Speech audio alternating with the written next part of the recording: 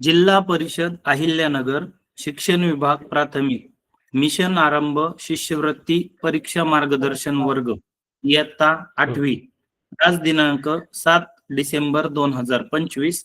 आज आपल्याला मार्गदर्शन करणारे शिक्षक आहेत आदरणीय श्री सुनील गायकवाड सर, जिल्हा परिषद प्राथमिक शाळा साकुरी, तालुका राहता, जिल्हा अहिल्यानगर।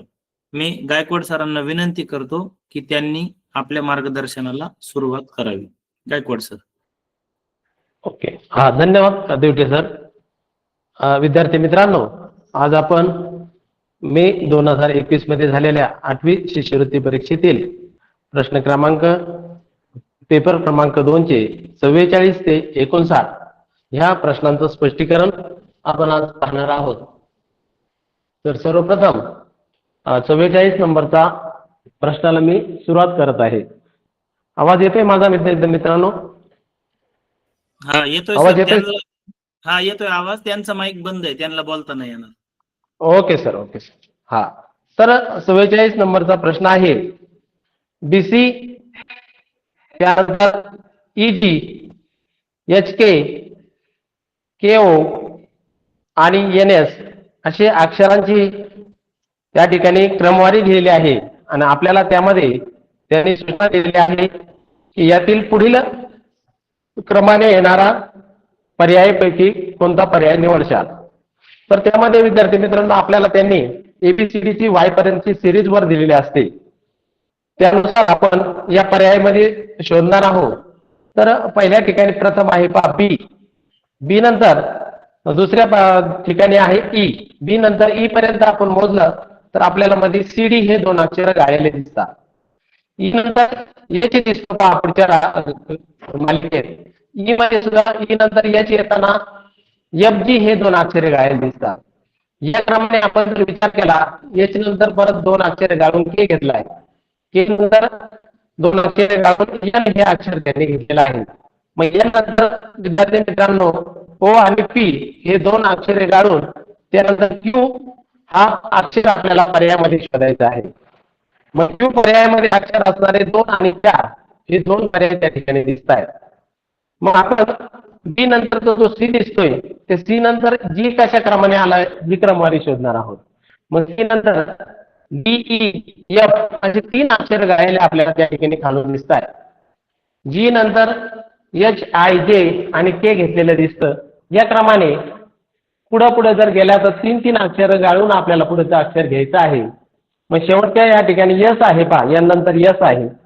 मग यस या अक्षरानंतर 3 अक्षरे गाळल्यानंतर आपल्याला त्या मालिकेत डब्ल्यू हे अक्षर दिसतं। म्हणजे अशा प्रकारे क्यू आणि डब्ल्यू हे अक्षर त्या 44 नंबरच्या प्रश्नाचं उत्तर आहे आणि ते आपल्याला पर्याय क्रमांक 4 मध्ये दिसतंय पहा, बरोबर। अशा प्रकारे हे प्रश्न आपल्याला सोडवायचे आहे। त्याच प्रकारे आपण आता पुढील प्रश्न पाहणार आहोत। प्रश्न क्रमांक 45 या ठिकाणी मालिकेमध्ये Y x W, x V T, W S P आणि व्ही ओके हे 3 अक्षर आपल्याला या ठिकाणी दिसत आहेत। 3 अक्षराची ही मालिका आहे। त्यामध्ये सुद्धा क्रमाने जर विचार केला तर वाय नंतर आपल्याला एक्स घेतलेला दिसतं, एक्स नंतर डब्ल्यू, डब्ल्यू नंतर व्ही आणि व्हीच्या पाठीमागचं अक्षर आपल्याला घ्यायचं पहा। त्यावेळेस आपल्याला प्रश्नपत्रिकेमध्ये त्यांनी पहिल्या प्रत्येक पानावर त्यांनी ती मालिका दिलेली आहे अक्षरांची, इंग्रजी अक्षरांची। मग आपण मागील प्रश्न प्रकारे या ठिकाणी पाहायचंय, वायच्या अगोदर एक्स आहे, एक्सच्या अगोदर डब्ल्यू, डब्ल्यूच्या अगोदर व्ही, व्हीच्या अगोदर कोणतं अक्षर येतंय तर यू हे अक्षर येतंय पहा। मग हे फक्त पर्याय क्रमांक 1 आणि 2 मध्येच तुम्हाला शिल्लक दिसतंय। मग त्यानंतर पुढचा आहे पहा एक्स, व्ही, एस आणि ओ पहा 2 नंबरचे अक्षर आहे पहा प्रत्येक मालिकेतील। मग त्या ठिकाणी सुद्धा आपल्याला काय झालेले पहा, एक्सच्या अगोदर व्ही आहे म्हणजे इथं 1 अक्षर सोडून त्यांनी व्ही घेतलेले, व्हीच्या अगोदर यू सोडून टी घेतलेला आहे। अशा प्रकारे एक्स, व्ही, एस आणि ओ। मग एक्सच्या अगोदर व्ही आहे, व्हीच्या अगोदर 2 अक्षर गाळून एस आहे, एसच्या अगोदर 3 अक्षर गाळून ओ आहे, ओच्या अगोदर कोणतं येणार, मग किती अक्षर गाळावं लागणार तर 4 अक्षर गाळावं लागणार। म्हणजे जे हे अक्षर त्या ठिकाणी आलेलं दिसतं। मग दोन्ही पर्यायामध्ये 1 व 2 मध्ये यू जे दिसतंय त्यानंतर आपण त्यांनी डब्ल्यू टी पी आणि के यामध्ये काय मालिका लावली ती पाहूया. मग ती पहा, डब्ल्यूच्या अगोदर टी घेण्यासाठी त्यांनी 2 अक्षरे सोडले. टीच्या अगोदर एस घेण्यासाठी त्यांनी पहा टीच्या शेजारी त्यांनी डब्ल्यूच्या अगोदर टीच्या नंतर पी घेतलेले पहा 3 अक्षरे सोडले. पी नंतर के घेताना किती अक्षरे सोडले? 4 अक्षरे सोडले. मग के नंतर आपल्याला 5 अक्षरे सोडणे गरजेचं आहे. त्यानंतर पर्याय मध्ये ई हा पर्याय असणारा उत्तर आपलं राहील. म्हणजे UJE हा पर्याय असणारा पर्याय क्रमांक 1 हे 45 नंबरचं उत्तर आहे. अशा प्रकारे ह्या अक्षर मालिकेमध्ये आपल्याला ते क्रमाने अक्षरे कशा प्रकारे गाळतात त्यानुसार उत्तर त्या ठिकाणी अपेक्षित आहे. पुढील ही अक्षर मालिका झाल्यानंतर त्याच्या अगोदरचे जे प्रश्न होते ते आकृत्यांचे होते. त्यानंतर अक्षरांचे 2 प्रश्न आले. आता अंकांचा जो प्रश्न आहे तो 46 नंबरला आलेला. मग त्या ठिकाणी विद्यार्थी मित्रांनो, तुम्हाला 13 पाहिल्यानंतर 16 दिसतं, 16 नंतर 22 दिसतं, 22 नंतर 26 या ठिकाणी चुकीचे पद आपल्याला ओळखायला लावलेलं आहे. या ठिकाणी क्रमवार मालिका नाही, तर याच्यामध्ये त्यांच्यामध्ये एक सूत्र आहे. त्या सूत्रानुसार पुढील संख्या येत आहे. मग 13 नंतर 16 येण्याचं काय कारण असेल? तर काही जण म्हणतील 3 वाढवले. मग आपण 3 वाढवल्यानंतर तिथं +3 वर लिहायचे प्रश्नपत्रिकेत सोडवताना.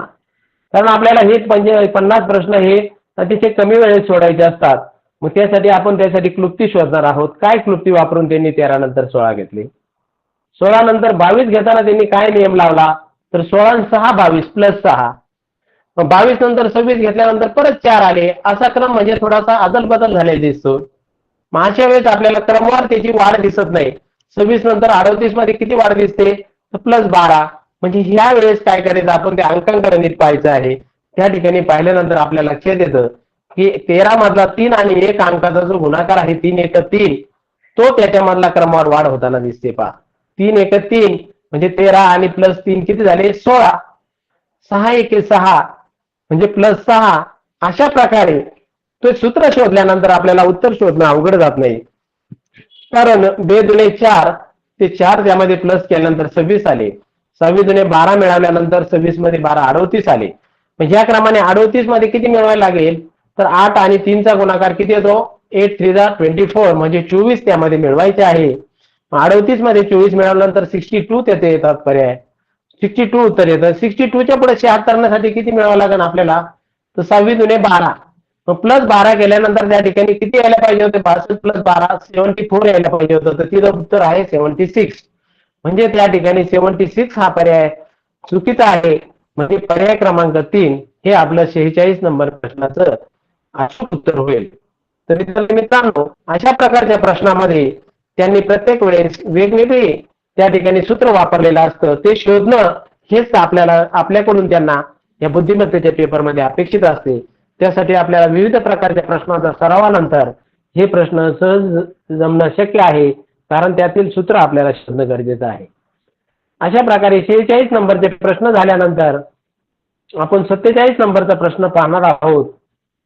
या प्रश्नामध्ये आपली निरीक्षण क्षमते ही या परीक्षेला शोधायची असते. मग यामध्ये आपण कुठल्याही प्रकारचा सूत्र न वापरता यामध्ये फक्त आपल्या निरीक्षणाने उत्तर शोधणार आहोत. तर प्रश्नाकृतीचा लपलेला भाग असणारा पर्याय आपल्याला शोधायचा आहे.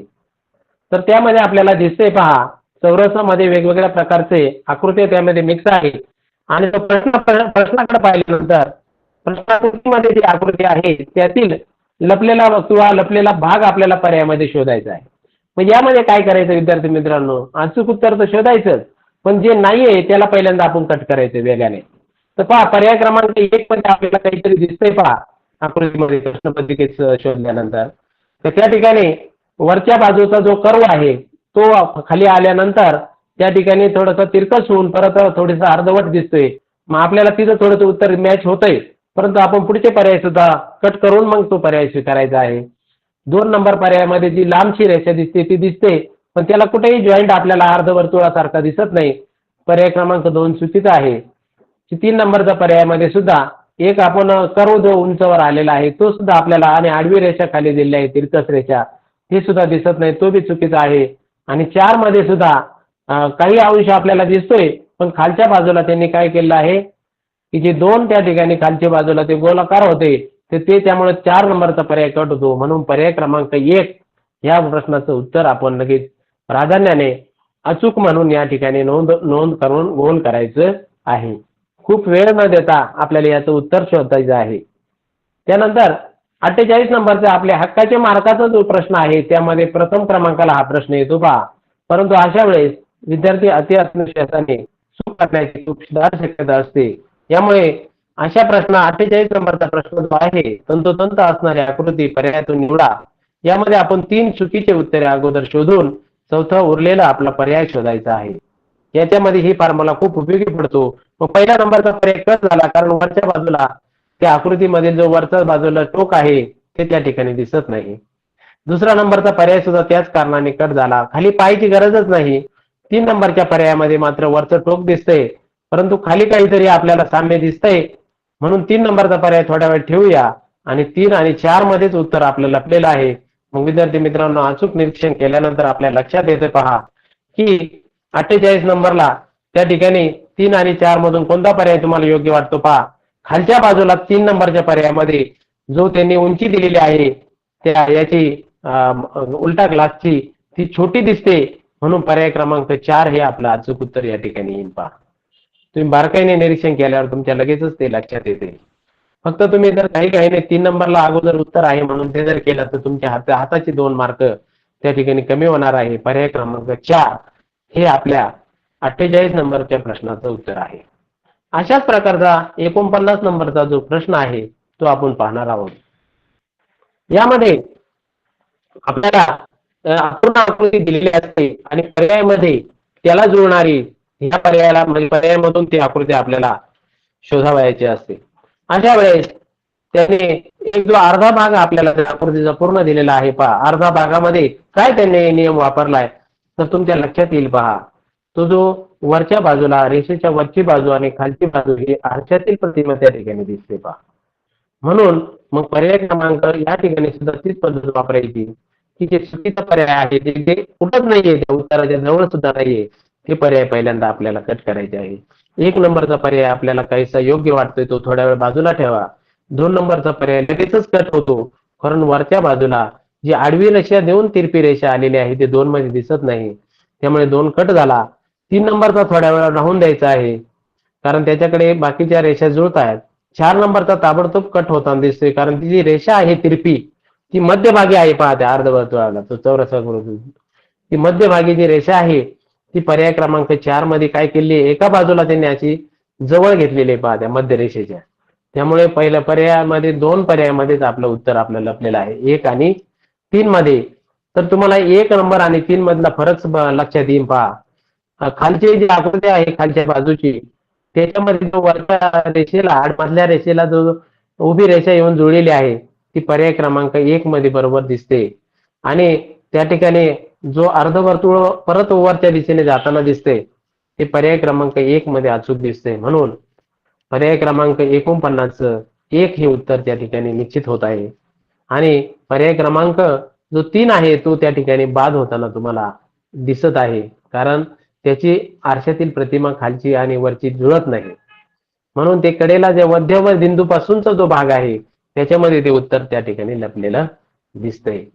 अशा प्रकारे आपण पाहतोय की आकृत्यामध्ये आपल्याला अचूक निरीक्षण करून ही हक्काची मार्क आपल्याला सोडवायचे नाही.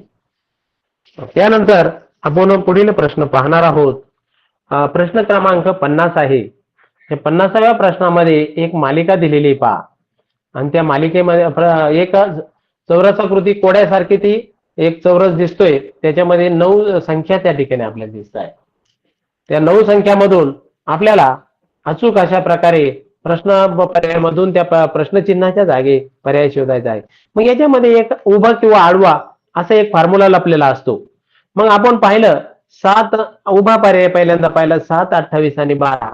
बरेच जण काय होतात आणि 2 नंबरला 6, 4, 2 अतिशय कमी संख्या आहे आणि मग वरच्या नंबरला जास्त दिसते पहा आपल्याला. आणि त्यानंतर मग उत्तर कसं शोधायचं तर एक लक्षात घ्या विद्यार्थी मित्रांनो प्रत्येक वेळेस ते बेरीजच देतील असं नाही.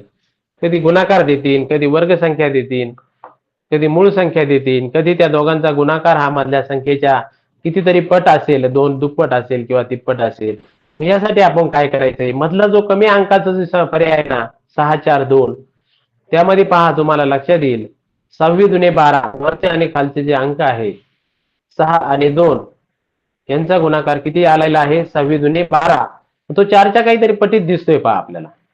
मग आपण त्या ठिकाणी आपल्याला सूत्र शोधायचं आहे आणि अशा प्रकारे 6 दुने 12 हे 12ला जर 4ने भागलं म्हणजे मधील अंकाच्या तिप्पट या कडेच्या दोन्ही अंकाचा वरच्या आणि खालच्या अंकाचा गुणाकार या ठिकाणी दिसतो. त्याच प्रकारे 7 गुणिले 12 हा जर केला तर 12 7 84 होतात आणि मग 28 त्रिक 84 हे त्याचं उत्तर आलेलं आपल्याला दिसतं. याच प्रकारे आपण जर केलं तर आपल्याला 8 गुणिले 15 म्हणजे 15 गुणिले 8 किती येतो 15 120. 120 भागिले 3 करायचं आणि ते आपलं पर्याय क्रमांक 2 मध्ये किंवा पर्याय क्रमांक 4 मध्ये आपला उत्तर आपल्याला सापडेल पहा. 120 चे जर 3 भाग केले म्हणजे या ठिकाणी फॉर्म्युला शोधणं खूप गरजेचं आहे. बऱ्याच वेळा आपण अंक शोधताना त्याच्यामध्ये नजरेचा आपल्याला गोंधळ होतो आणि नेमकं काय करू, बेरीज करू का वजाबाकी करू का गुणाकार करू. मग अशा प्रकारे 1-2 प्रकारे प्रयत्न केल्यानंतर आपल्याला सरळ त्याचा फॉर्म्युला त्या ठिकाणी दिसत आहे की 7 गुणिले 12 भागिले 3 केल्यानंतर 3 चौक 12 असं जरी आपण केलं तर 4 7 28 तर आपलं उत्तर आपल्याला कळेल 6 दुने 12 भागिले 3 केल्यानंतर आपलं मधल्या त्या चौकोनातील 4 हे उत्तर आलेलं आपल्याला लगेचच लक्षात येते पहा. अशा प्रकारे विद्यार्थी मित्रांनो ह्या चौरसामध्ये वेगवेगळ्या प्रकारे त्यांनी कधी कधी पहिल्या क्रमांकाची वर्ग संख्या किंवा पहिल्याचा घन आणि दुसऱ्याचा वर्ग शेवटच्याचा वर्ग यांची बेरीज मध्यभागी घेतलेली असते. कधी पहिल्याचा वर्ग दुसऱ्याचा घन त्याच्यामध्ये घेतलेला असतो किंवा मूळ संख्याच त्या चौरसामध्ये विखुरलेल्या असतात पहा. एक आड एक मूळ संख्या सुद्धा ते तिथे घेऊ शकतात. समजा 2 घेतला, 2 नंतर 5 कुठेतरी ठेवलेला असतो. 5 नंतर म्हणजे 3 सोडून द्यायचा 5 घ्यायचा, 5 नंतर 7 सोडून द्यायचा 11 घ्यायचा. यासाठी आपल्या मूळ संख्या आपल्या तोंडपाठ असणं पाहिजे. 1 ते 100 मध्ये ह्या संख्येचा एकूण मूळ संख्या किती आहे तर 25 आहे. मग ते क्रमाने आपल्या पाठ पाहिजे.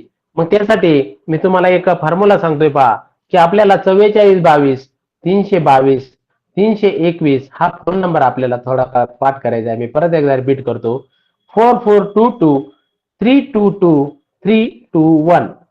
मग यामध्ये हे कशाचा फोन नंबर आहे तर मूळ संख्यांचा हा क्रम आहे. पहिल्या रांगेमध्ये 4 मूळ संख्या आहेत त्या आहे 11 1 2 3 5 7 म्हणून 4 अंक आपण वर घेतला.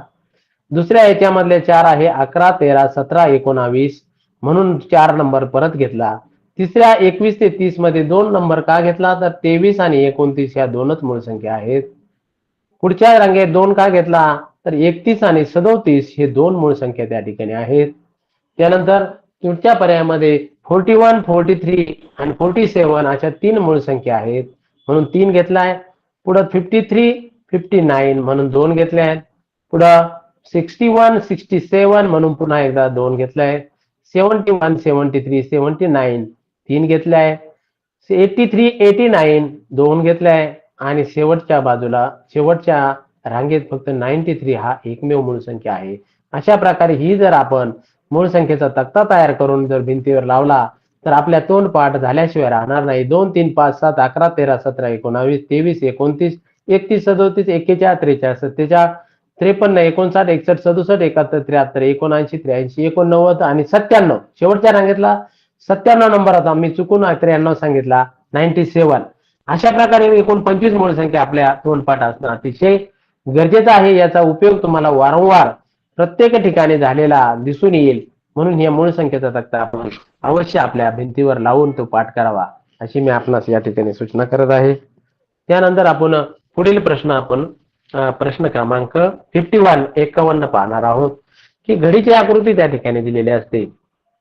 या घडीच्या आकृतीमध्ये इमॅजिनेशन पॉवर आपल्याला एक त्या ठिकाणचा विद्यार्थ्यामध्ये प्रत्येकामध्ये एक छुपा आपला मेंदूची जी क्रिया आहे त्या मेंदूच्या क्रियेमध्ये आपण इमॅजिनेशन पॉवर असतो की ह्या घडी केल्यानंतर ही घडी समजा ह्या अर्धवर्तुळाकार केली, अर्धवर्तुळाकारानंतर परत तिचे चतुर भाग केला, चतुरचा परत अर्धा भाग केला, ती उलगडल्यानंतर काय होणार आहे पहा ती जी चंद्रकोर आहे ती चंद्रकोर पूर्ण दिसणार आहे पहा कडेला. ही चंद्रकोर चारही कोपऱ्याला आपल्याला आली पाहिजे.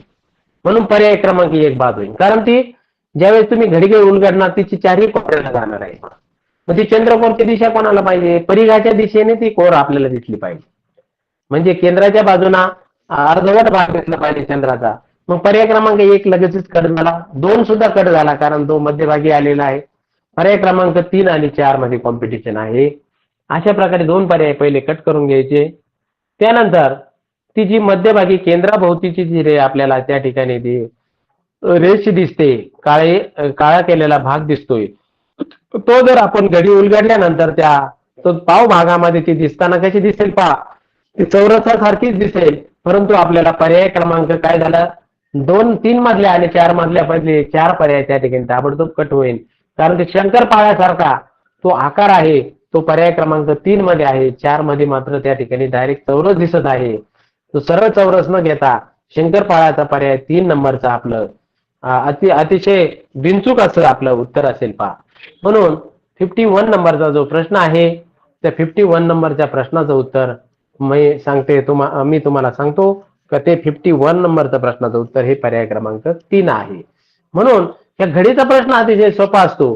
पण तुम्ही काय करायचं त्यासाठी, सर्वप्रथम आपल्या स्वतःच आपण कागदाने एखादं वर्तुळ बनवून त्या ठिकाणी जर अशी आकृती आली आणि अशा प्रकारचे जर तुम्ही सराव वारंवार केला, सतत आपल्याला 7, 8, 10 प्रश्नाचा असा सराव केला आणि तुम्ही प्रयत्नांती परमेश्वर या उक्तीप्रमाणे निश्चितपणाने ह्या हक्काचे मार्क तुम्हाला मिळाल्याशिवाय राहणार नाही. फक्त त्या ठिकाणी 2च पर्यायामध्ये कॉम्पिटिशन असते हे तुम्ही लक्षात ठेवा.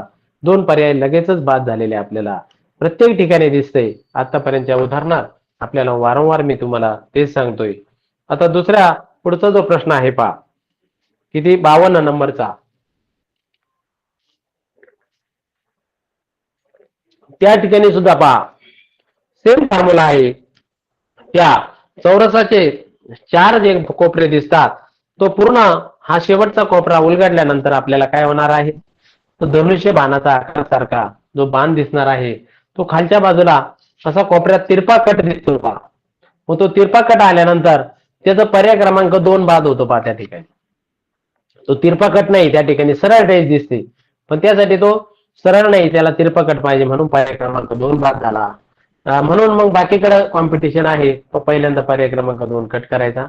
त्यानंतर किलवरचा जो पत्त्यामधला जो किलवरचा आकारासारखा अर्धवर्तुळ आहे, ते अर्धवर्तुळ पूर्ण नसून असं शेजारी असं जागेवर आपला जो कप असतो, चहाचा कपासारखा किंवा वाटीसारखा आकार आहे, ती वाटी ती परत शेजारी वाटी आल्यानंतर अर्धवट आपल्याला 3चा जसा आकार आहे, 3 आपला अंकांचा त्यासारखा आकार, म्हणून पर्याय क्रमांक 1 सुद्धा लगेचच बाद झाला बा. तिथं डायरेक्ट अर्धवर्तुळ तयार झाला. मग राहिली कॉम्पिटिशन कोणामध्ये, 3 आणि 4 मध्ये कॉम्पिटिशन आहे. मग आता तिथं काय फरक दिसतो पहा, जे मधलं जे चौरस आहे पहा, 2 बाजूला इकडे चौरस दिसतंय पर्याय क्रमांक 3 मध्ये. पर्याय क्रमांक 3 मध्ये चौरस दिसतंय, पर्याय 4 मध्ये अर्धवर्तुळ एकत्र झालेले दिसतात. मग तुम्ही पहा त्या ठिकाणी अर्धवर्तुळ एकत्र नाहीच आहे, कारण मध्यभागी केंद्राभोवतीचा जो भाग आहे तो काय आहे, आयत दिसतोय. मग आयताचा खाली आल्यानंतर परत अर्धवट असा आयत तयार होईल आणि म्हणजे दोन्ही बाजूला काय येणार आहे, त्या मध्य रेषेच्या दोन्ही बाजूला 2 आयत आपल्याला दिसायला पाहिजे. म्हणजे पर्याय क्रमांक 4 त्या ठिकाणी बाद झाला. म्हणून आपलं उत्तर आहे पर्याय क्रमांक 3. आहे की नाही सोपे? म्हणजे अशा प्रकारे निरीक्षण क्षमता तुम्ही जर वाढवली तर हे अतिशय अचूक अशा आपल्या प्रश्नाचे उत्तर होऊ शकतं, हे तुम्ही त्या ठिकाणी लक्षात ठेवायचं आहे. त्यानंतर मी पुढील पेजवरील 53 नंबरचा जो प्रश्न आहे त्या प्रश्नाकडे आपण जात आहोत. वेन आकृतीवरील प्रश्न आहे. वेन आकृतीवरील प्रश्नामध्ये विद्यार्थी मित्रांनो खूप आपल्याला सोपं वाटतं परीक्षा सोडवताना आणि बाहेर आल्यानंतर आपण अतिशय आनंदाने येतो. पण ज्यावेळेस आपल्या शिक्षकांना, आपल्या गुरूंना आपण विचारतो त्यावेळेस मात्र आपली निराशा झालेली दिसते. कारण त्या प्रश्नामध्ये त्यांनी अतिशय कमी शब्दाचा फरक ठेवलेला असतो, त्यानुसार आपलं उत्तर बदलत असतं. त्यामुळे हुशार विद्यार्थ्यांचा हुकमा या ठिकाणी चुका झालेल्या आपल्याला परीक्षेनंतर दिसून येतात आणि मग नंतर म्हणतो आपण अरे आपले अजून 4 मार्क वाढले असते, आपण काही केलं नसते. तर म्हणून अशा वेळेस अतिशय शांत बुद्धीने आपण हा प्रश्न पाहायचा आहे. पहा त्या ठिकाणी त्या ठिकाणी भौमितिक आकृत्या दिसत आहेत. एक आहे वर्तुळ, दुसरी आहे आयत आणि तिसरी आहे त्रिकोण. वर्तुळात शेतकऱ्यांची त्या ठिकाणी संख्या त्यांनी दिलेली आहे. शेतकरी असलेले त्यानंतर त्रिकोणात शिक्षक दिलेले आहे. म्हणजे 6, 7, 2, 3 नंबरचे जे व्यक्ती आहे शिक्षक आहेत आणि ते वर्तुळातले जे अंक आहे ते सगळे काय आहे शेतकरी आहे. मग फक्त शेतकरी असणारे कोण आहे? मी सराव घेतो थोडा, आपल्याकडे वेळ आहे, आपल्याला फक्त 59 पर्यंतच आज आपल्याला प्रश्न आहे, म्हणून मी तुम्हाला सराव मध्ये सांगतोय की फक्त 3 नंबरचा जो 3 आकडा जो दिसतोय पहा त्रिकोणातील, त्यात शिक्षकांची संख्या दिसते पहा, फक्त 3. मग ज्यावेळेस असा प्रश्न येईल फक्त शिक्षक असणारे किती, मग फक्त शिक्षक असणारे किती म्हटल्यानंतर 3 हे उत्तर येईल.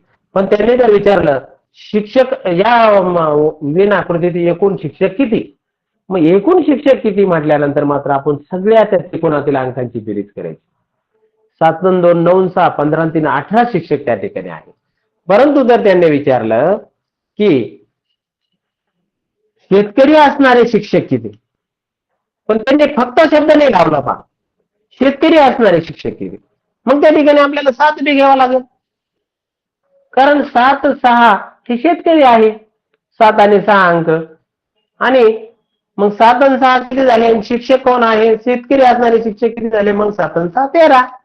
म्हणून शेतकरी असणाऱ्या शिक्षकांची एकूण संख्या किती, हा प्रश्नाचं उत्तर मात्र किती येईल, पर्याय क्रमांक 2 येईल पहा. आलं लक्षात? आणि आपण काय करतो तर घाईघाईमध्ये, अरे त्यांनी तर आपल्याला डॉक्टर नाही म्हणायला, डॉक्टर पण त्यांनी शब्द दिला नाही तिथं, डॉक्टर नसलेला कुठं म्हटलंय त्यांनी, म्हणजे 7 सुद्धा उत्तर त्याच्यामध्ये येतो. काही विद्यार्थी काय करतील की 6 हे उत्तर फॉलो करतील बा 1 नंबरचा पर्याय म्हणून, पण 6 आहे पण 7 का नको, त्यांनी कुठे म्हटलंय डॉक्टर नसलेला पाहिजे, आपल्याला शेतकरी असलेला पाहिजे ना त्यांना शिक्षक, मग 7 हे सुद्धा उत्तर त्याच्यामध्ये ऍड करावं लागेल. म्हणून ती सुद्धा तुम्ही काळजी घ्यायची आहे बा, प्रश्न स्वरूप बदललं म्हणून त्या ठिकाणी 7 आणि 6 13 हे आपलं पर्याय क्रमांक 2 हे 53 नंबरचं प्रश्नाचं उत्तर तुम्ही ध्यानात ठेवायचं आहे.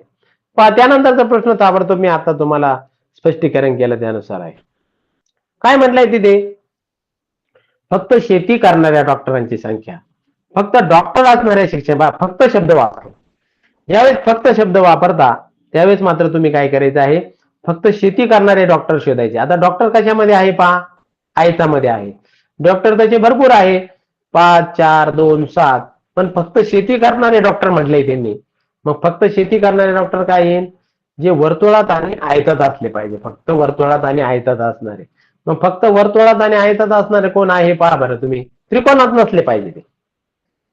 मग पर्याय क्रमांक 4 म्हणजे 4 हे अंक त्या ठिकाणी दिसतोय आपल्याला, 4 अंक दिसतोय का पहा, त्या ठिकाणी 4 हे काय झालं, फक्त शेती करणाऱ्या डॉक्टरांची संख्या आहे. म्हणजे त्यामध्ये आपण 7 घेतला नाही, कारण 7 हा कशामध्ये जातो, परत शिक्षकामध्ये सुद्धा जातो, त्रिकोणात येतो ना त्यामुळे. म्हणून ते झाले फक्त शेती करणाऱ्या डॉक्टरची संख्या झाली 4. मग पुढचं काय विचारलंय त्यांनी, फक्त डॉक्टर असणारे शिक्षक, पहा बरं का, फक्त डॉक्टर असणारे शिक्षक म्हणजे ते कशात असले पाहिजे, वर्तुळाशी काही संबंध नको त्याचा. मन आयताशी त्रिकोणाशी संबंध असणारा आकडा कोणता आहे, तर तो आहे 2. म्हणून 4 ही संख्या आहे फक्त शेती करणारे डॉक्टर, आणि फक्त डॉक्टर असणारे शिक्षक आहे 2. म्हणजे ह्या दोघांचा फरक किती झाला, कितीने जास्त किंवा कितीने कमी विचारलेले पहा.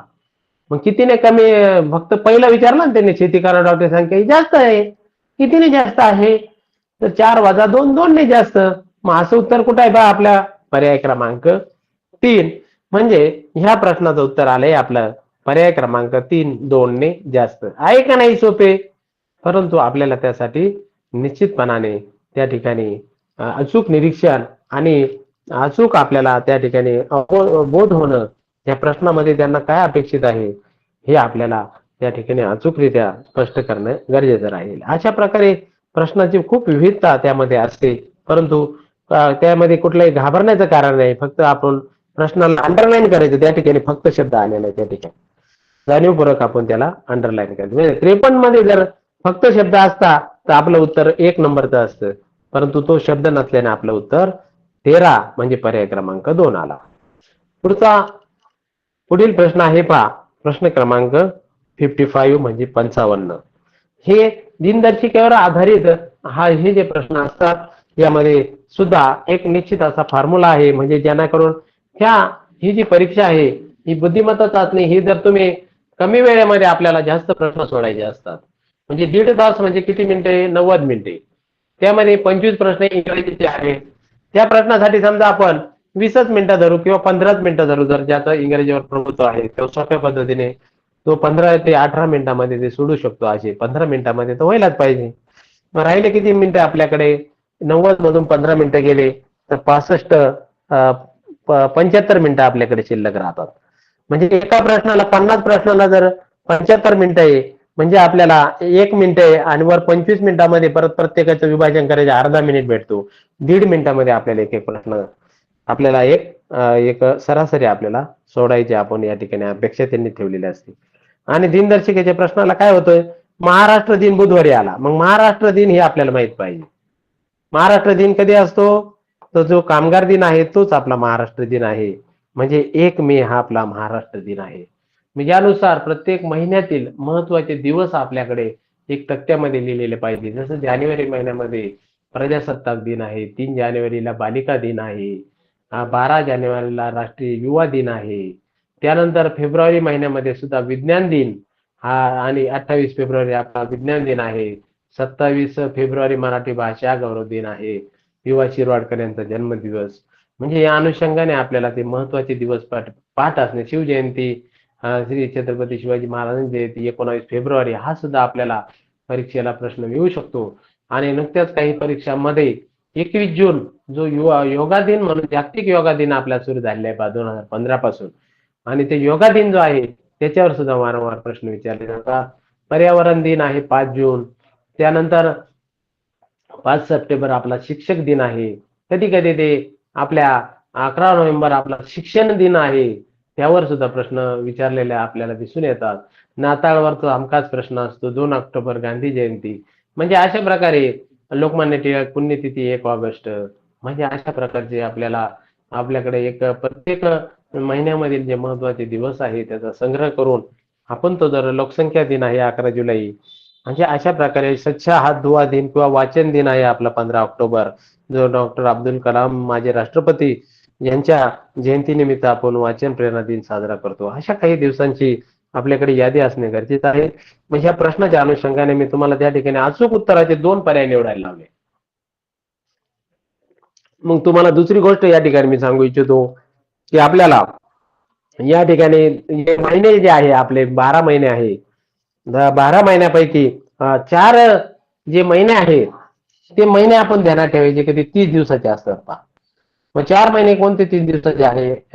लिहून घ्यायचे आहे आपण. एप्रिल, जून, सप्टेंबर आणि नोव्हेंबर हे जे 4 महिने आहेत हे बरोबर 30 दिवसाचे असतात पहा. म्हणजे आपल्याला बाकीचे 31 महिने पाठ करायची गरज नाही, हे 4 महिने पाठ करा तुम्ही. आणि फेब्रुवारी आपल्याला माहितच आहे, तर लीप वर्ष असेल त्यावेळेस तो 29 दिवसाचा असतो आणि इतर वेळेस तो लीप वर्षात 29 दिवस असतो आणि इतर वेळेस तो 28 दिवसाचा असतो. मग हे जर आपल्या लक्षात राहिले तर 31 महिने आपल्याला पाठ करायची गरज नाही. हे एप्रिल, जून, सप्टेंबर आणि नोव्हेंबर हे 30 दिवसाचे महिने तुम्ही मात्र काय करायचे? पाठच करायचे आहे. 4 नंबरचा महिना, 6 नंबरचा आणि 9 आणि 11 नंबरचे हे 30 दिवसाचे आहे. मग याचं वैशिष्ट्य काय आहे पहा. हे 30 दिवसाचे जे महिने आहेत हे 30 दिवसाच्या महिन्यामध्ये 7ने जर भागले तर 2 बाकी उरते. मग 2 बाकी उरले म्हणजे काय पहा, हे जे 5 एकाच वारी 5 दिवस येणारे जे महिने आहेत, ज्या सप्टेंबर किंवा 30 दिवसा महिन्यामध्ये हे एकाच वेळी 5 वार जे येतात ते फक्त किती आहे पहा, 5 वेळा येणारे वार जे आहे ते 30 मध्ये फक्त 2च वार येतात पहा. मग किती तारखेचे वार येतात बरं? ते 1 व 2 तारखेचे वार. 1 व 2 तारखेचे वार हे किती वेळा येतात? 5 वेळा येतात. तसं 31 हे दिवसाचे जे महिने असतात त्यात 1, 2 व 3 तारखेचे वार हे 5 वेळा येताना आपल्याला आढळून येतात, तुम्ही जर दिनदर्शिकेचा अभ्यास केला तर. आणि 29 दिवसाचा जो महिना असतो पहा लीप वर्षातील फेब्रुवारी, त्यामध्ये एकच वार जो आहे तो 5 वेळा येतो पहा. तो किती तारखेचा? 1 तारखेचा. कारण 28 नंतर जे उरलेली बाकी आहे पहा 29, 30, 31 हीच त्याला जॉईंट होते 5व्या दिवशी. म्हणून त्याच्यात पाठांतरासारखं काहीच नाहीये. तुम्ही फक्त त्याच्यामधला जो मर्म आहे ते शोधलं पाहिजे की 7 दिवसाचा आठवडा आहे म्हणून ते 3 दिवस उरले, म्हणून ते 3 दिवस हे 5 वेळा येताना आपल्याला त्या ठिकाणी दिसतात. आलं लक्षात विद्यार्थी मित्रांनो? मग ह्या प्रकारे तुम्ही हे पाठ करा, याचा तक्ता तयार करा. आपण तुम्हाला त्या ठिकाणी ते तक्त्याचं जर तुम्ही नीट विवेचन केलं तर सप्टेंबर महिन्यात आपल्याला 1 आणि 2 तारखेचा वार निवडायचा आहे. मग तुम्ही लक्षात घ्या मित्रांनो, की जर महाराष्ट्र दिन बुधवारी आहे म्हणजे 1 मे बुधवारी आहे पहा. मग तुम्ही काय करायचं, 1 जून कधी आहे पहा. 1 जूनला कोण वार येतो, तर ते वार न शोधता आपण काय करायचं, तो 1 जून हा किती दिवस पुढे जाईल, 3 दिवस पुढे जाईल. कसा, तर मे महिना 31 दिवसाचा आहे. मग 31 दिवसाचा महिना असेल तर त्या तारखेचा वार 3 दिवस पुढे जातो, कारण 3 बाकी उरते. मग +3 करायचं पहा. नंतर जून मध्ये गेल्यानंतर जुलैमध्ये जाताना पहा आपल्याला सप्टेंबर पर्यंत जायचंय. जून महिना 30 दिवसाचा आहे ना, मग +2 करायचं ते 3 मध्ये. 3 आणि 2 5 झाला. शेवटी बेरीज करू आपण. पहिल्यांदा 1 जुलैला आलो आपण 5 दिवस. मग 1 जुलै नंतर 1 ऑगस्टला यायचं. वेगाने होणार आहे ही क्रिया नंतर सरावाने. मग 1 ऑगस्टला येताना जुलै किती दिवसाचा आहे, 31 दिवसाचा. मग 1 तारखेचा वार हा किती दिवस पुढे जाईल, जुलैच्या पुढचा ऑगस्ट 3 दिवस जाईल, कारण जुलै 31 चा आहे, म्हणून +3 करायचं आहे. परत ऑगस्ट मधून आता आपण डायरेक्ट सप्टेंबर मध्ये जाणार आहे. मग सप्टेंबर मध्ये किती दिवस लागेल पहा बरं. ऑगस्ट मधून परत 31 आहे, सलग आहे जुलै आणि ऑगस्ट. मग आपण ऑगस्ट पासून परत सप्टेंबर पर्यंत जाताना परत +3 करायचं. म्हणजे मे पासून 1 सप्टेंबर पर्यंत जाण्यासाठी आपल्याला एकदा जून मध्ये जाण्यासाठी 3 प्लस केले, कारण मे 31 चा आहे. जून पासून जुलै मध्ये येताना 2 प्लस केले, कारण जून 30 दिवसाचा आहे. जुलै मधून ऑगस्ट मध्ये येताना +3 केले, कारण जुलै 31 दिवसाचा आहे. ऑगस्ट मध्ये सप्टेंबर जाताना सप्टेंबरचे दिवस नाही मोजायचे आपल्याला, ऑगस्ट मधून सप्टेंबर मध्ये चाललो, ऑगस्ट 31 आहे म्हणजे +3 केले. ह्या चौघांची बेरीज केल्यानंतर 3 आणि 2 5 आणि 3 8 आणि 3 11 आपली बेरीज आलेली दिसते. म्हणजेच आपल्याला 3 दिवस मागे जावं लागेल, कारण 14च्या 3 दिवस मागे जायचं ना. 7 दुणे 14 किंवा 4 दिवस पुढे जा. 7 ने भागलं जर 11ला तर 4 बाकी उरते. मग 4 दिवस पुढे गेल्यानंतर आपल्याला बुधवारच्या पुढे 4 दिवस काय येतात, गुरुवार, शुक्रवार, शनिवार आणि रविवार. म्हणजे 1 तारखेचा वार 1 सप्टेंबरला रविवार असेल व 2 सप्टेंबरला सोमवार असेल. म्हणजे त्या ठिकाणी 5 वेळा येणारे वार 1 व 2 तारखेचे आहे, कारण हा सप्टेंबर महिना हा 30 दिवसाचा आहे. मग पहा बरं विद्यार्थी मित्रांनो, रविवार आणि सोमवार पर्याय असणारे 2 पर्याय आपल्याला त्यांनी शोधायला लावले. म्हणून प्रश्न क्रमांक 55 चे उत्तर आहे 1 व 4. आले लक्षात? म्हणजे या ठिकाणी आपल्याला या दिनदर्शिकेतील हा भाग आपल्या ध्यानात आलेला आहे की एक प्रकार आहे हा प्रश्नांचा. वेगवेगळ्या प्रकारचे प्रश्न जसे प्रश्नपत्रिकेत येतील त्यानुसार आपण वेगवेगळ्या त्याच्यामधला सारांश देखील आपण पाहणार आहोत. म्हणून विद्यार्थी मित्रांनो, हे पर्याय 1 व 4 तुम्ही नोट करा आणि याचा थोडासा तुम्ही काय करा, नंतर क्लास संपल्यानंतर परत एकदा रिव्हिजन करा. निश्चितपणाने तुम्हाला त्याच्यावर प्रभुत्व निर्माण होईल दिनदर्शिकेवर, याची मी खात्री देतो. आणि ह्या प्रकारच्याच फॉर्म्युला वापरून तुम्ही त्या तारखा जॉईन करायचा. कधी कधी आता 1 तारखेच आपल्याला आलं, पण मध्ये ते येऊ शकतो कधी कधी. समजा बालदिन 14 नोव्हेंबर विचारला असतं तर आपण काय केलं असतं, सप्टेंबर पासून ऑक्टोबर पर्यंत केला असतो. 1 ऑक्टोबरला परत +3 प्लस किती केले असते, सप्टेंबर ते ऑक्टोबर +2 केले असते, कारण सप्टेंबर 30 दिवसाचा आहे. ऑक्टोबर पासून परत नोव्हेंबर पर्यंत जाण्याला किती प्लस केले असते, +3 केले असते, कारण ऑक्टोबर 31 चा आहे. मग 1 नोव्हेंबरला आपल्याला वार कळाला असता, किती आला असता बरं, 3 आणि 2 5 आणि 3 8 आणि 3 11, 11 2 13 आणि 3 16, म्हणजे 2 बाकी उरले. म्हणजे बुधवार नंतर 2 दिवस पुढे कोणता आला असता, शुक्रवार आला असता. मग 1 नोव्हेंबर आला पण आपल्याला तर 14ला जायचं. मग 1 मध्ये आपण 7 मिळवला तर पुढचा शुक्रवार येईल. 1 मध्ये 7 मिळवला 8 नोव्हेंबर. 8 नोव्हेंबरचा वार कळाला. मग 8 मध्ये प्लस परत 7 केले तर 8 आणि 7 15, कारण 7 दिवसाचा आठवडा असतो. मग 8 आणि 7 15 नोव्हेंबरला कोणता वार आला, परत शुक्रवार आला. अशा प्रकारे आपण 15 नोव्हेंबरचा जो शुक्रवार आहे 14 नोव्हेंबरला आपण जाऊ शकतो, 1 दिवस मागे, काय अवघड आहे. अशा प्रकारे आपण कुठे बी जाऊ शकतो. आपल्याला कोणत्याही प्रकारचा प्रश्न आला पण 28 नोव्हेंबर आला तर तुम्ही काय केलं असतं, एवढे दिवस पुढे जायची गरज नाही. 1 तारखेचा वार हा 29 ला येणार आहे ना, 1 नोव्हेंबरचा. मग 29 नोव्हेंबरच्या अगोदर 28 नोव्हेंबर 1 दिवस मागे जाऊ शकत नाही का.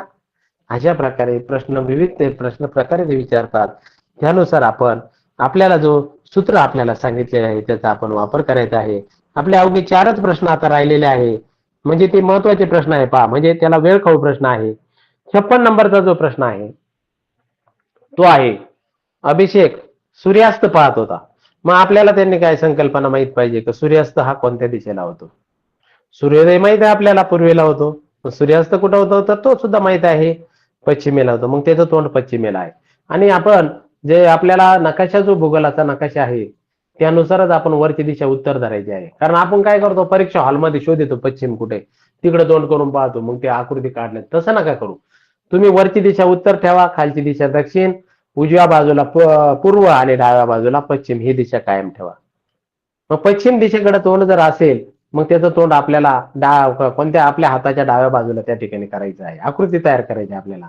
त्या उत्तरासाठी आपल्याला उत्तर शोधण्यासाठी कोरी जागा असते तिथं. छोटीशी आकृती तयार करायची 4 दिशांची. असं प्लसचं चिन्ह तयार करायचं. मग पूर्वेकडे तोंड आहे त्या ठिकाणी बाण करायचं. पश्चिमेकडे तोंड आहे ना, सूर्यास्त पाहत होता म्हणजे त्याचे तोंड पश्चिमेकडे आहे. मग पश्चिमेकडे बाण करायचा. आता काटकोन माहित पाहिजे आपल्याला. काटकोन माहितच आहे आपल्याला 90 अंशाचा. पण मग पूर्ण किती काटकोन लपलेले आहे रे तिथं, त्या आपण प्लस केल्या त्याच्यामध्ये आपल्याला 4 काटकोन लपलेले दिसतात पहा. परंतु यांनी काय म्हटलंय, तो 3 वेळा उजवीकडे वळा. मग डावीकडे एकदा वळायला तर काय अडचण आहे तुम्हाला, तो 3 वेळा बरं उजवीकडे वळा. पहिल्यांदा तुमचं तोंड कुठे जाणार, उत्तरेकडे. दुसऱ्यांदा कुठे जाणार, पूर्वेकडे. कारण पाठीकडे जाणार ना, तो 90 दोनदा म्हणजे 180, त्याचं तोंड पूर्वेकडे जाणार. परत 90 ने वळवा, ते तोंड कुठे येणार आपले, दक्षिण दिशेला खालच्या बाजूला. म्हणून त्या ठिकाणी आपलं तोंड त्याचा विद्यार्थ्याचं त्या अभिषेकचं कोणत्या बाजूला गेलेलं आहे, दक्षिणेकडे झालेलं गेलं. मग मी आता तुम्हाला अगोदर काय सांगितलं की तुम्ही असं बी म्हणू शकत होता की डाव्या बाजूला एकदा वळाला तो म्हणून, कारण उजवीकडे 3दा म्हणजे डाव्या बाजूला एकदा. ताबडतोब तुमचं तोंड लगेच दक्षिणेला आलं असतं. परंतु हा सरावाचा भाग आहे. निश्चितपणाने तुम्ही सराव केल्यानंतर तुम्हाला वेगाने त्या ठिकाणी उत्तरापर्यंत जाता येईल. म्हणून त्या ठिकाणी त्याचं तोंड दक्षिणेला आहे. आपलं तोंड निश्चित झालं पाहतो दक्षिण. मग त्याचा उजवा हात कोणत्या बाजूला राहणार आहे, आपण त्या ठिकाणी उभा आहे असा विचार करायचा. मग त्याचा उजवा हात कोणत्या दिशेला राहणार आहे, पश्चिमेला राहणार आहे. आणि डावा हात कोणत्या दिशेला राहणार आहे, मग पूर्वेला. कारण दक्षिणेकडे तोंड असल्यानंतर डावा हात त्याचा कोणत्या बाजूला जाणार आहे, पूर्वेला जाणार आहे. म्हणून डाव्या हाताकडील दिशा विचारली ना त्यांनी, मग डाव्या हाताची दिशा आपण काय करायची आहे, पूर्व, हे आपलं त्या प्रश्नाचं उत्तर होईल पहा. अशा प्रकारे ह्या दिनदर्शिकेवर आपल्या दिशेवर आधारित जे प्रश्न आहे त्यामधील आपल्याला आतल्या दिशा सुद्धा माहित पाहिजे की दक्षिण आणि पूर्व यांच्यामध्ये कोणती दिशा आग्नेय आहे. नंतर पूर्व आणि उत्तर यांच्यामध्ये कोणते आहे, ईशान्य आहे. आणि उत्तर आणि पश्चिम यांच्यामध्ये कोणती दिशा आहे, वायव्य आहे. आणि पश्चिम आणि दक्षिण यामध्ये नैऋत्य दिशा आहे. ह्या प्रकारे आपल्याला 8 दिशा ह्या आपण आपल्या कागदावर लगेच लिहून पाहायच्या आणि त्यानुसार प्रश्नामध्ये विविधता आली. मध्ये कधी कधी 90 अंशाचं नाही देत, मग कधी कधी ते काय करतात 45च्या पट्टीत देतात पहा, 135 देतात. 135 अंशाचा कोण म्हणजे 90 + 45, म्हणजे आपल्याला उपदिशेच्या दिशेने आपलं तोंड जाईल पहा. जसा प्रश्न येईल त्यानुसार आपली तयारी आपण ठेवली पाहिजे. कारण आपल्याला काय वाटतंय, प्रश्नाचं स्वरूप ते दरवेळेस काय करतात, थोडासा बदल त्याच्यामध्ये करतात. म्हणून आपण 135 झाल्या, 200 कधी कधी काय करतात ते 270 देतात, म्हणजे 9 त्रिक 27. म्हणजेच काय झालं, 3 वेळा उजवीकडे काटकोनात वळाला. 270 अंश दिल्यावर आपण गोंधळतो, काय भानगडे. पण त्यांनी त्या पटीतच आपल्याला त्या ठिकाणी दिलेलं असतं. म्हणून त्या प्रकारे 180 म्हटल्यावर तर सरळ कोण होतो तो, मग त्या प्रकारे पाठीमागे त्याचं तोंड जातं. अशा प्रकारे ह्या प्रश्नाचं उत्तर काय आहे, 56 नंबरचा प्रश्नाचं उत्तर विद्यार्थी मित्रांनो, त्याचं तोंड दक्षिणेकडे गेले 3 वेळा काटकोनात उजवीकडे वळल्यामुळे, आणि म्हणून डाव्या हाताकडची दिशा काय आली आहे, पूर्व आलेली आहे. अशा प्रकारे विद्यार्थी मित्रांनो यावरील आपण स्पष्टीकरण पाहिलेलं आहे. पुढील जो प्रश्न आहे 57 नंबरचा, तो आहे रांगेचा प्रश्न आहे. रांगेचा प्रश्न सुद्धा खूप इंटरेस्टेड असतो. रांगेमध्ये त्यांनी काय दिलेलं आहे की मध्यभागच्या क्रमांकावरून आपल्याला एकूण संख्या काढायला लावलेली आहे. मग मध्यभागी 19 आहे, म्हणजे पाठीमागे किती आहे, त्याच्या समोरच्या वरच्या बाजूला 18 आहे आणि खालच्या बाजूला 18 आहे. म्हणजे आपण 19 जुने 38 करून 1 कमी केलं तर एकूण संख्या जर विचारली तर आपल्याला त्याचे दुप्पटचे दोन्ही 1 वजा केल्यावर एकूण संख्या 37 येते. परंतु आता प्रश्न विचारलेला एकूण नाही आहे. तर त्यांनी काय सांगितलं की मध्यभागी अक्षय उभा आहे 19 नंबरला, म्हणजे खाली 18 मुलं आहे. रांगेतील शेवटचे 8 विद्यार्थी कट केले. मग खालचे 8 गेल्यानंतर खाली किती राहिले? ते 10 राहिले. म्हणजे खालून याचा नंबर किती येईन बरं मग राहिला आता अक्षयचा? खालून 11वा नंबर राहिला त्याचा. त्याच्या खाली 10 जण राहिले ना. पण त्यांनी प्रश्न विचारताना सुरुवातीपासून 9व्या क्रमांकावरील प्रसन्नाचा शेवटून कितवा क्रमांक असं विचारले. मग सुरुवातीपासून 9 आहे म्हणजे त्याच्या वर किती मुलं झाले? सुरुवातीपासून 9 आहे, 8 मुलं गेली बरोबर. 18 मधले 8 गेले, मग ते 10 राहिले खाली. सुरुवातीपासून 9व्या नंबरला जो मुलगा आहे त्याच्या खाली किती मुलं राहिले? मग एकूण मुलं आता आपण किती कट केले? 10 कट केले. मग 37 मधून आता मधल्यावरून आपण एकूण मुलं काढले होते, किती आले होते? 37. त्याच्यातले 10 काय झाले? आताच एवढ्यात सांगितले. शेवटचे 8 कट कमी केले. 8 कमी केले म्हणजे किती राहिले शिल्लक सांगा बरं? 37 मधून 8 गेले, 7 एक गेला, 29 मुलं शिल्लक राहिले. मग पुढून कितवा नंबर घेतलाय त्यांनी आता? सुरुवातीपासून 9वा. मग सुरुवातीपासून 9वा, मग खाली किती विद्यार्थी राहिले ते त्याच्या? 20 विद्यार्थी राहिले. 29 मधून 9 गेले, मग खालून 20 विद्यार्थी राहिले. मग खालून त्याचा 20 आणि हा वरून 9 आहे म्हणजे खालून 20 नंतरच्या पुढचा नंबर किती आहे? 21. मग 21 उत्तर आपला पर्याय क्रमांक किती मध्ये आहे? 4 मध्ये आहे. आपण काय करतो? 29 मधून 9 वजा केले, खाली राहिले 20. 20वा क्रमांक नाही ना त्याचा, तर त्याचा प्रसन्नाचा खालून त्याच्यानंतर किती विद्यार्थी आहे असा जर विचारलं, सुरुवातीपासून 9व्या क्रमांकावरील प्रसन्नाच्या खाली किती विद्यार्थी आहे असं जर विचारलं तर आपण निश्चितपणाने ते काय सांगायचं? 20 उत्तर द्यायचं आहे. परंतु त्यांनी शेवटून कितवा क्रमांक आहे असं विचारलं. मग 20च्या पुढचा नंबर कितवा आला? 21वा. म्हणून पर्याय क्रमांक 4 हे आपलं 57 नंबरच्या प्रश्नाचं उत्तर राहील. म्हणून आपण त्या ठिकाणी हा बदल लक्षात घ्यायचा आहे. प्रश्नाचं स्वरूप बदललं त्यानुसार आपला प्रश्नाचं उत्तर सुद्धा बदलत असतं, हे तुम्ही कटाक्षाने त्या ठिकाणी लक्षात ठेवायचं आहे. त्या ठिकाणी आपल्याला 2 सूत्र वापरावं लागली की मधल्या क्रमांकावरून एकूण संख्या काढणे, एकूण विद्यार्थी काढणे. ते सोपं आहे. मधल्या क्रमांकाची दुप्पट करून वजा 1 करायचं. आलं लक्षात? मग याचा वापर काय करायचा आपल्याला? एकूण विद्यार्थ्यांहून मधला क्रमांक काढताना सुद्धा काय करायचं? +1 करायचं आणि भागिले 2 करायचं. समजा एका रांगेमध्ये 49 विद्यार्थी आहे, मग मधला क्रमांक किती? कारण मधला क्रमांक कशाला येतोय? एकूण विद्यार्थी विषमच असावे लागतं. सम जर संख्या घेतली तर मधला नंबर येणारच नाही. मग 49 मध्ये 1 प्लस केला 50, मधला नंबर ऑटोमॅटिक किती येतो? 25 नंबर येतो. पहा, वर 24, खाली 24 आणि मधला 25वा नंबर येतो. म्हणून रांगेतील जे प्रश्न आहे त्यामध्ये हा आपण कायम त्या बाबतीत काय करायचंय? सतर्क राहायचं आहे की प्रश्न कशा प्रकारे विचारला. पुढे आता आपले फक्त 2च प्रश्न राहिलेले आहेत स्पष्टीकरणासाठी. तर 58 नंबरचा जो प्रश्न आहे पहा, त्यामध्ये काय दिसतंय आपल्याला? एक त्रिकोण आहे. त्रिकोणाच्या दोन्ही बाजूला काय दिसतंय आपल्याला? तिन्ही बाजूला, तिन्ही पायावर त्या ठिकाणी काय दिले? अंक दिलेले आहेत. मग अंक दिल्यानंतर त्यांचा आणि त्या मधल्या अंकाचा काहीतरी संबंध आहे. मग आपण काय करतो? 2 पंचे 10, 10 8 80 किंवा 8 5 13 2 15 करतो आणि मध्ये तर 20 आलेलं आहे. मग काय केलं? 2 पंचे 10, 10 8 80 मध्ये 20 आले. अरे काहीतरी संबंध आहे का रे? शोधा रे, विचार करा रे. 20 आणि 80चा काहीतरी संबंध आहे ना? अरे हा, 20च्या पाड्यामध्ये तर 80 आहे. अरे बापरे, एक आपण प्रयत्न करून पाहूया पहिल्या याच्यामध्ये की यांचा गुणाकार केलाय आणि 5 जुने 10, 10 8 80 आणि 80ला जर 4 ने भागलं तर 20 येतं. मग इथं फॉर्म्युला दिसतोय. दुसऱ्या याच्यात शोधा. 26 × 24, 24 × 72. अरे 72 तर 18च्या बी चौपट आहे. म्हणजे आपल्याला लगेचच ताबडतोब या ठिकाणी फॉर्म्युला भेटला. बऱ्याच वेळा काय होतो? खूप वेळ जातो मुलांचा आणि आपल्याला आपण एकदम जवळ पोहोचलेला असतो ना, आपण प्रयत्न सोडून देतो. पण अशा वेळेस एक विचार करायचा, ह्याच्यामध्ये वेळ बी खूप जातो कधी कधी. एकाच प्रकारे आपण 1 2 3 4 प्रकारे प्रयत्न करून पाहायचा, पण घाई बेरीज करायची. कधी कधी वर्ग राहतो पहा, 5चा 2चा वर्ग 8चा वर्ग यांची बेरीज असते, किंवा खालच्या पायाच्या वर्गाची बेरीज राहते, खालचा पायाचा वर्ग वजा या दोघांच्या वर्गाची बेरीज असते आणि मग ते उत्तर असतं, किंवा त्यांचं वर्गमूळ मध्ये दिलेलं असतं. मग अशा प्रकारे घनचा बी विचारू शकतात ते. म्हणून आपल्याला अशी उदाहरणं सोडवताना वर्गसंख्या पाठ पाहिजे. 1 ते 30 पर्यंत मी म्हणतो वर्गसंख्या पाठच पाहिजे. 1 ते 10 पर्यंत 15 पर्यंत कमीत कमी आपल्याकडे संख्या पाठ पाहिजे. आणि त्रिकोणी संख्या सुद्धा आपल्याला बऱ्याच वेळा विचारल्या जातात, त्या सुद्धा आपण प्रयत्न करायचा. पाठ करण्याची समजा जास्त नाही, परंतु त्रिकोणी संख्या ही संकल्पना सुद्धा आपल्याला माहित पाहिजे अशा प्रश्नांसाठी. मग आपल्याला फॉर्म्युला सापडला ना आता, तर परत एकदा तिसऱ्यामध्ये पहा, 10 20 7 140, 35 चौक 140 होतं पहा, 140 चे 4 भाग करून पहा. पण आपल्याला एकामध्ये दिसला ना, त्याच्यात एक अंदाज घ्यायचा, त्याच्यासाठी जास्त वेळ नाही घालायचा आणि तोच फॉर्म्युला शेवटी वापरा. 12 1 12, 12 पंचे 60, 60 ला जर 4 ने भागलं तर आपलं उत्तर किती येतंय? 15. मग 15 किती नंबरला उत्तर आहे? पर्याय क्रमांक 1. म्हणजे आपलं अचूक उत्तर आहे पर्याय क्रमांक 1. आलं लक्षात? अशा प्रकारचे अनेक प्रश्न आपल्याला त्या ठिकाणी पडत असतात आणि त्यासाठी आपण निश्चित प्रकारे काय केलं पाहिजे?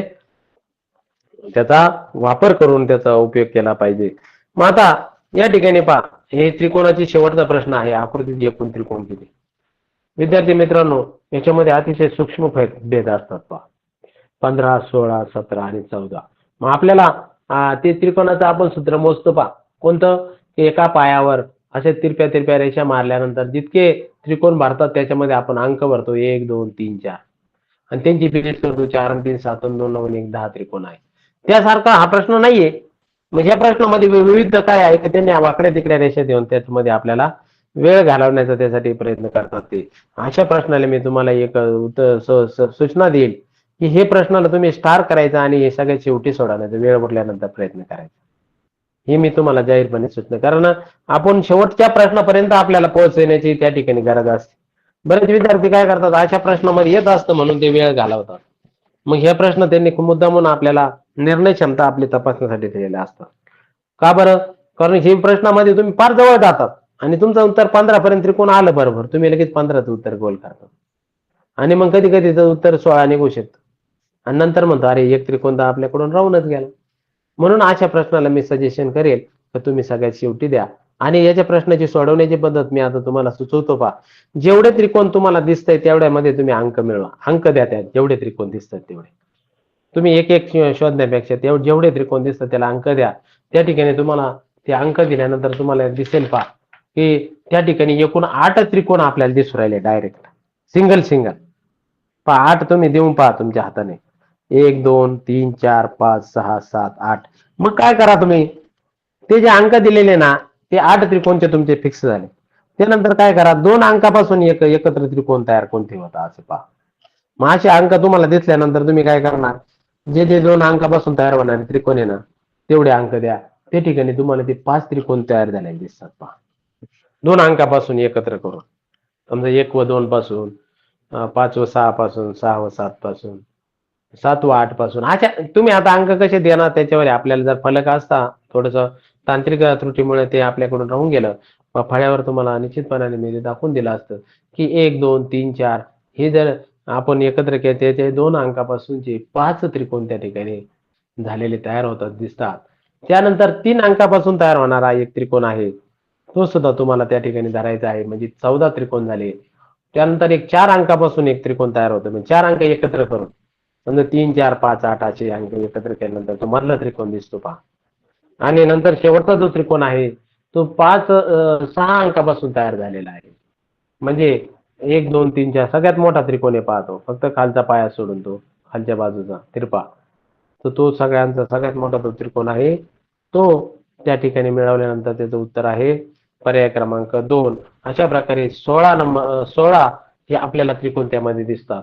म्हणून अशा प्रश्नाला मी तुम्हाला निश्चितपणाने एक सूचना करेल की ह्या प्रश्नाचं निश्चितपणे तुम्ही काय करा, शेवटच्या काही जे मिनिटं असतात, शेवटच्या मिनिटं जर तुम्हाला उपलब्ध झाले त्यावेळेस तुम्ही यांना संधी द्या. कारण शेवटचे कधी कधी प्रश्न असे सोपे येऊन जातात आणि ते आपल्याला नंतर अशी मनाला हुरूर वाटते की अरे बापरे, आपल्या आरशातले प्रतिमा तर एकदम फिक्स मार्क होते, पाण्यातले प्रतिमा तर आपले किती वेळ सराव झाला होतो आणि आपल्याला वेळ कमी पडल्यामुळे काय होतं, नंतर आपण घाई ते पर्याय काय करून देतो आणि आपल्याला जे हक्काने मिळणारे मार्क आहे ते आपण गमावून बसतो. म्हणून माझा हा जो मी तुम्हाला सल्ला राहील की तुम्ही अशा प्रकारचे जे ते आकृतीतील त्रिकोण मोजणे असेल, चौरस मोजणे असेल, जर चौरस असेल फक्त आणि सरळ आकृती असेल तर त्या ठिकाणी आपण ते सूत्र वापरतो पहा. काय की वर आडवे नंबर द्यायचे, उभे नंबर द्यायचे, त्यांची बेरीज करायची आणि त्यांचा फक्त त्यांचा बेरीज करून गुणाकार केलं तर ते काय येतात, चौकोन येतात. आणि जर आपण शेवटच्या कडेला जर अशी तिरपी रेषा देऊन ते शेवटच्या ह्या कडेचा तर त्या कडेचा यांचा जर गुणाकार केला तर त्या ठिकाणी काय होईल पहा, ते चौरसांची संख्या येते. त्या ठिकाणी तुम्ही करा निश्चितपणाने. परंतु वाकड्या तिकड्या ठिकाणी त्या चौरसाची संख्या कधी कधी विचारतात, त्रिकोणाची संख्या विचारतात. मग त्रिकोणाच्या संख्येपेक्षा चौरसाची संख्या कितीने जास्त आहे ते निश्चितपणाने तुमचं काय करतात, वेळ बी जातो आणि नंतर उत्तर बी येत नाही किंवा चुकतं आणि मग आपल्या हक्काचे जे मार्क आहे खालील प्रश्नामध्ये ते मात्र आपण काय करतो, गमावून बसतो. म्हणून अशा वेळेस तुम्हाला हा अतिशय, कारण आपल्याला परीक्षेमध्ये फक्त आपली हुशारी नाही तर आपल्याला समयसूचकता सुद्धा तपासली जाते. आणि या समयसूचकतेच्या बाबतीत मी तुम्हाला ह्याच प्रकारचे प्रश्न आणि सोपे प्रश्न प्रथम प्राधान्याने सोडून घ्यायचे की जे आपल्याला ताबडतोब आपल्याला त्याचं उत्तर सापडते. आणि त्यानंतर अवघड प्रश्नाला स्टार मात्र करून ठेवायचा. आपण म्हणतो ना ध्यानात ठेवू बा आपण 19 किंवा 37 राहिला, 39 राहिला, असं नका करू. तुम्ही काय करा, त्याला स्टार करा. आणि नंतर उत्तर नोंदवताना सुद्धा एक चूक होती बऱ्याच मुलं, ते मोकळा सोडलेला प्रश्न राहतो ना त्याच्यावरच कधी कधी खालच्या प्रश्नाचं उत्तर लिहून टाकतो.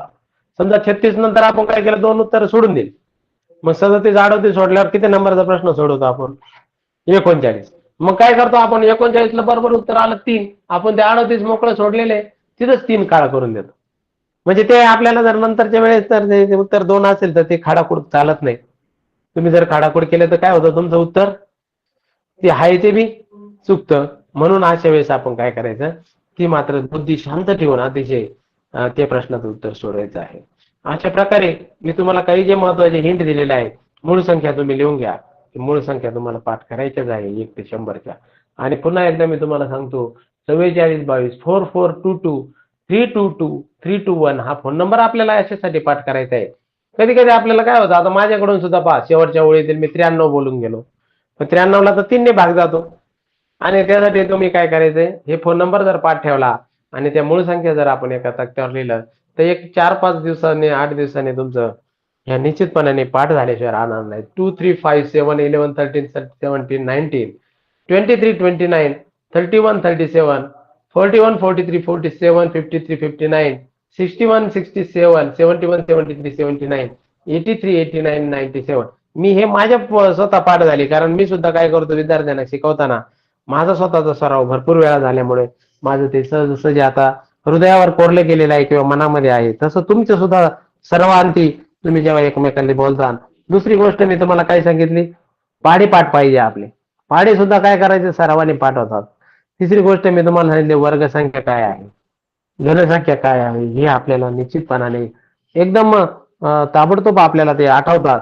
आणि आपले या ठिकाणी बुद्धिमत्ता अतिशय सोपं करून बुद्धिमत्ता हा विषय एकदम, म्हणजे मी तर म्हणतो की गणितापेक्षा जास्त सोपा विद्यार्थ्यांना यामुळेच जातो, कारण याला आपल्याला काय करायचं असतं, गणित हा आपला पाया असतो आणि गणिताच्या पायावर आधारित हे प्रश्न असतात.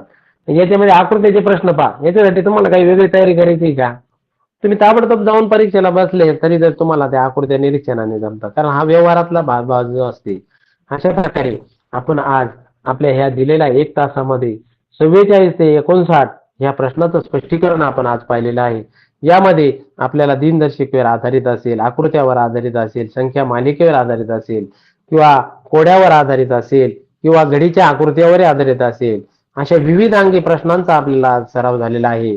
तर या पुढील काळात म्हणजे माझा पुन्हा 15 तारखेला 2022 ची जी प्रश्नपत्रिका आहे त्यावर आधारित राहील.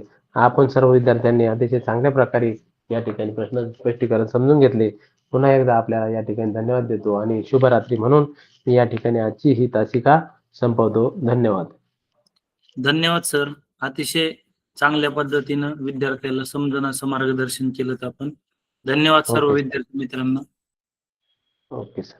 Okay sir.